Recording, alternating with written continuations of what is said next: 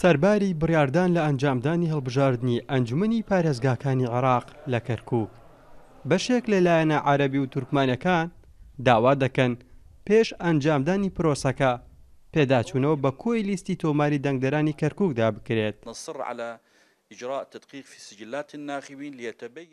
جەخت لە جێبەجێکردنی یاسای پێداچوونەوە بە تۆماری تەنگدەران دەکەین بۆ ئەوەی دڵنیابین کێن هاوڵاتیانی ڕۆسەنی کەرکووک کە دەنگ دەدەن لە هەڵبژاردنەکان بۆ ئەوەی نوێنەرانی خۆیان بۆ ئەنجومەنی پارێزگا کاندید دەکەن. ئەم داوایشمان لە چوارچێوەی بڕگەیەکی یاسایی هەموارکراوی هەڵبژاردنەکان بۆ کەرکووک جێکراوەتەوە. خوازیارین حکوومەت پێوەی پابند بێت.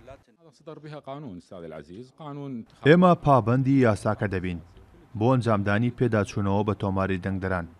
کاوی یاسایە لە پەرلەمانی عێراق دەنگی لەسەر دراوە.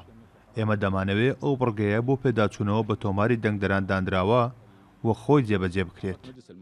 جیاواز لە داواکاری عەرەب و تورکمانەکانی کەرکووک لایەنە کوردستانیەکان جەخت لەسەر بەڕێوەچوونی هەڵبژاردن دەکەن دوور لە جێبەجێکردنی ئەجێندای سیاسی وڵاتان بۆ بەرژەوەندی هەندێک پێک هاتە کە مەرامیانە دەسەڵاتە کارگێرەکانی کەرکووک بۆ خۆیان بقۆزنەوە.